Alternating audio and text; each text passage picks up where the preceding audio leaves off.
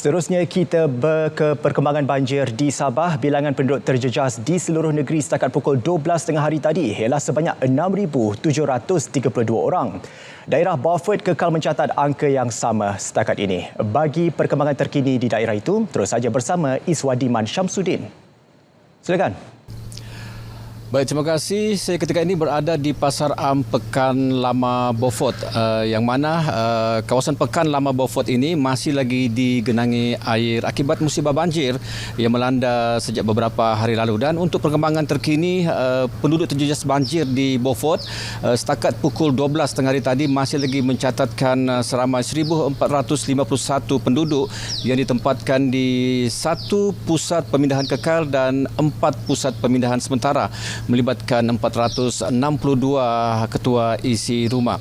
Dan di samping penduduk disalurkan bantuan makanan, Adun Lumadan dalam usaha untuk meluruskan seleko Sungai Padas yang menjadi punca berlakunya musibah banjir di Pekan Beaufort ini.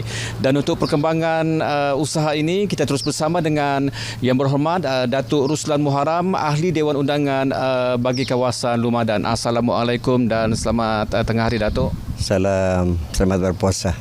Datuk, usaha yang dicadangkan untuk meluruskan Sungai Padas ini, mungkin Datuk boleh terangkan secara terperinci lagi. Kita melihat Sungai Padas hari ini memang banyak seliku-seliku yang tajam.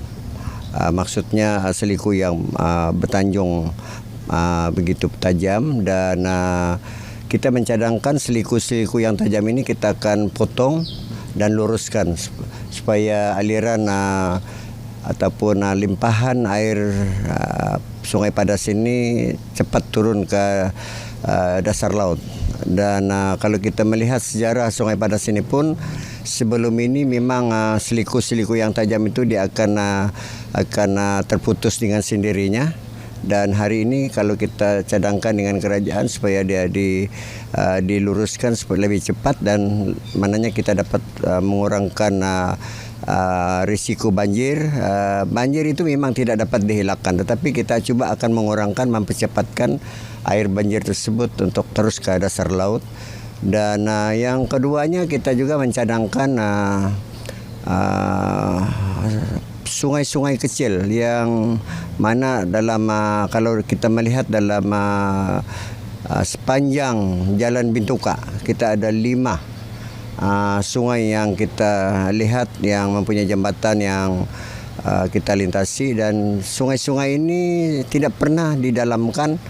Dan hari ini ramai juga yang serikat-serikat buka ladang sawit, dan sungai tersebut ditutup dengan menggunakan kalbut. Jadi ini juga dilihat menjadi satu punca. Jadi kita mencadangkan kepada kerajaan supaya sungai-sungai ini kita akan dalamkan, besarkan sebagaimana dalamnya pada satu ketika lebih kurang dalam melebihi 10 kaki.